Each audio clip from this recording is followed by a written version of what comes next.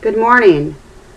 Did you ever feel like you had something you wanted to share and you felt this strong need to make a video, but you weren't quite sure as to how you were going to get out what you were wanting to express because you weren't quite sure about it yourself? It's like you had many thoughts going through your mind that all appeared to gel together and make sense, but on a deeper level, as in intuitively you could feel the rightness of what you were thinking, but then on the more logical level, the thoughts that were streaming together that you needed more time to analyze and contemplate how to form thoughts to be able to express the feeling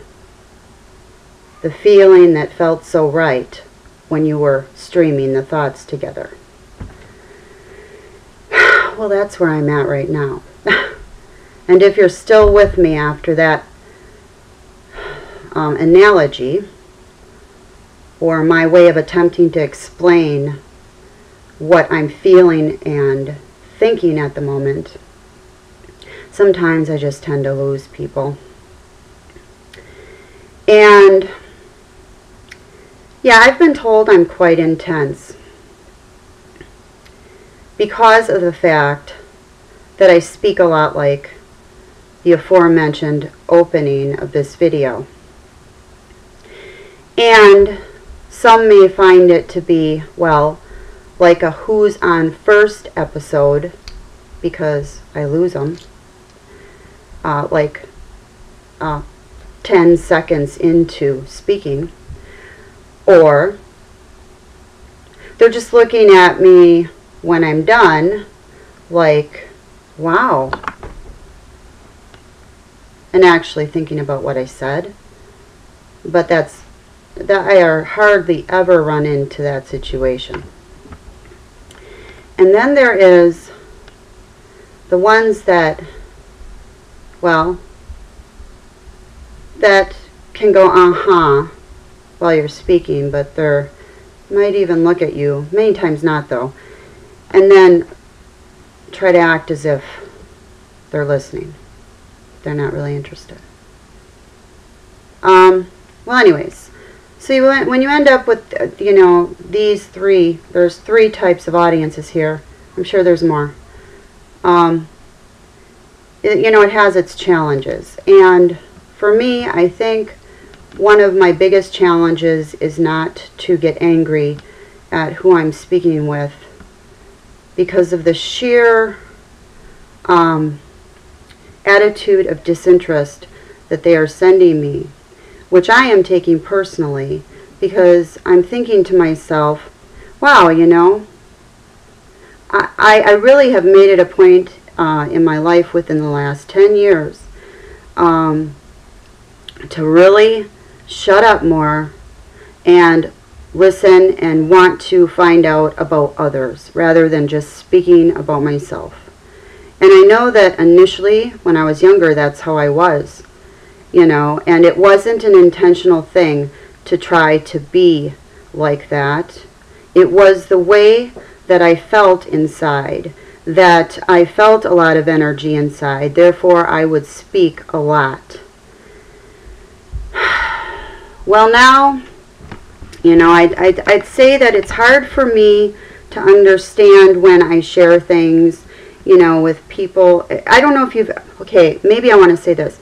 Have you ever been with, like, anyone and felt like a certain way around them, a way that you thought that you couldn't feel around people anymore? Like, an almost like you have this sense of humility, but yet at the same time it feels weak and vulnerable. Well, I still have some relationships like that in my life. I've overcome a lot of the hard relationships, but it seems like I'm usually sent back to kind of feel a little bit of that medicine again to see how I feel and if I really have grown. And in many respects I have, But there, you know, there are these times when I feel like, wow, how could I be viewed as, you know, by these particular individuals as boring, intense, but not, you know, to me, I don't take that as a compliment. I think it is a compliment from my point of view, but I don't think that it's being given as a compliment. It's almost like, hey, you know, like I've always known the right things to do in life, and you're just like having to figure it out. So simply, I can't relate to you. Now, see, I'm the one that's being told that by the other person. And for me, that feels like, hey, like I'm better than you.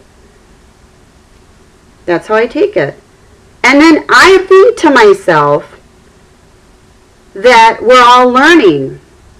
So let's say you started out in a place that I'm just figuring out that's working for me.